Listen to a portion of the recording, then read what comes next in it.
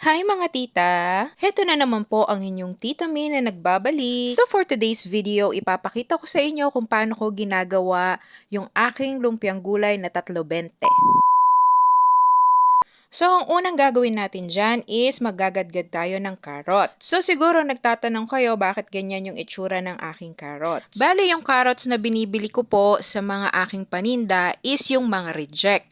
Yan po yung mga reject na tinatawag nila sa palengke. Mas mura po yan compared dun sa mga carrots na goods. Bale, pumapatak lang po yan ng 20 to 25 per kilo. Yung mga goods na carrots po kasi is pumapatak po sila ng 40 to 50 pesos per kilo. Diba, ang laki po ng difference compared doon sa mga goods na carrots. Kaya yan po ang aking kinukuha. Syempre, para maibenta din natin siya ng mura. So, after po nating maggadgad ng carrots, isusunod ko naman po ditong hihiwain yung ating repolyo. Bali, susundan ko lang po siya ng hiwa kung paano po yung shape nung ating carrots. Bali, yung pinapakita ko pong yan is yan po yung matigas nung ating repolyo. Pagka po gumagawa ako ng gulay, lagi ko po siyang sinusunod sa aking veggie ball.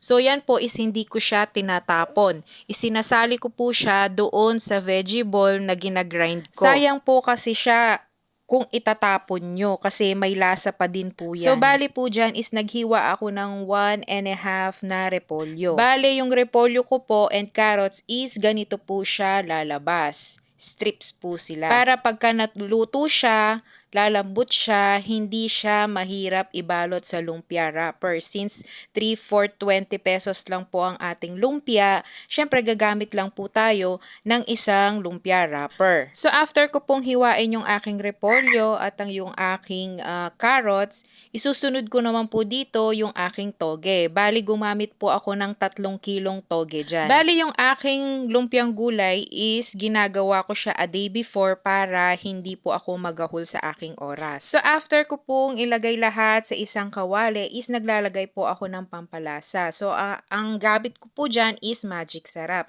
Choice nyo na po yon kung ano yung gagamitin nyo na pangpalasa sa inyong lumpiang gulay. Pero ako po is nakasanayan ko na po ito.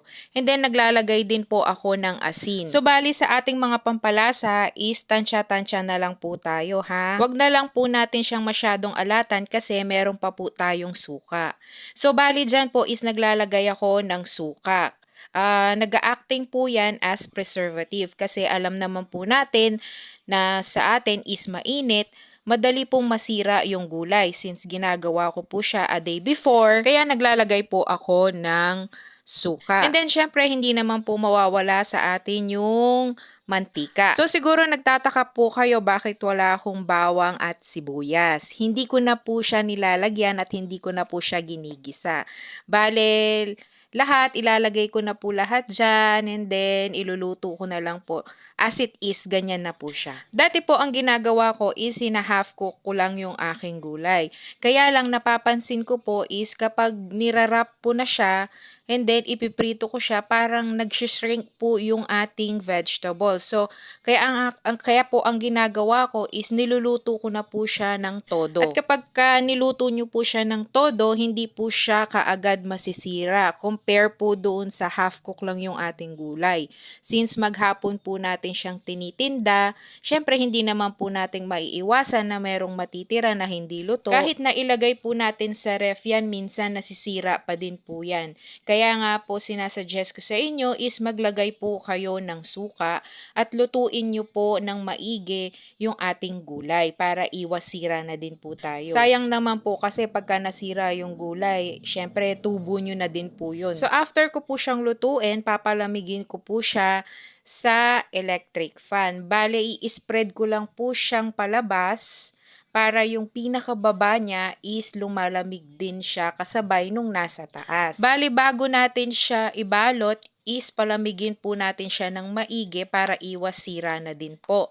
at para iwas punit po sa ating mga lumpia wrapper. Kasi pagka mainit po siya, lalabas yung steam niya, mapupunit po yung ating lumpia wrapper. So ako po habang pinalalamig ko yung aking gulay is nagsiseparate na po ako ng lumpia wrapper. Mag-uumpisa na po tayong magbalot ng ating lumpia wrapper. Bale pagka nagbabalot po ako ng mga lumpia, it's either lumpiang Shanghai, lumpiang gulay, or anything po, isang aking pandikit is harina and water. So, yung kanina pong nakita nyo is ganun po yung consistency na ginagawa ko kasi para mas madikit po siya. Bago man yung inyong lumpia wrapper or luma man is didikit po talaga siya at hindi siya puputok. Bali sa aking lumpiang gulay is tinatansya ko lang po siya. Dati mga katita, yung aming lumpiang gulay is 5 pesos each. Kaya lang since nagmahal na lahat ng ingredients kasama na yung harina at saka yung lumpia wrapper, nagtaas na din kami ng 2 pesos each. So, 7 pesos each. Ginagawa na namin siya ng 3 for 20 pesos. Sa mga previous na video ko, gumawa ako ng 10 pesos each.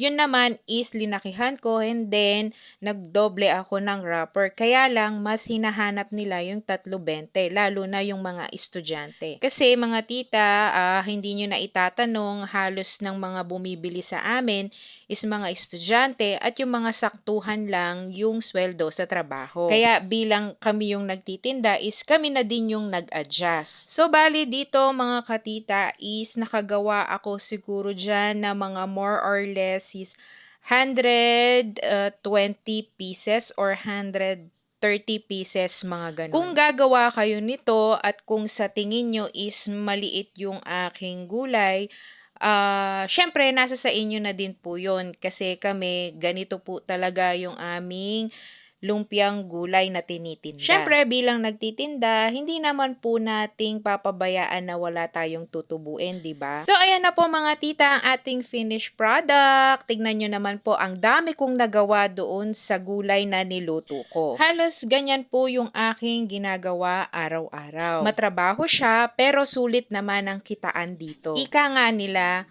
wala namang trabaho na hindi nakakapagod, di ba? So ayan po mga katita, nakita niyo naman po kung paano ko gawin ang aking lumpiang gulay na 3.20.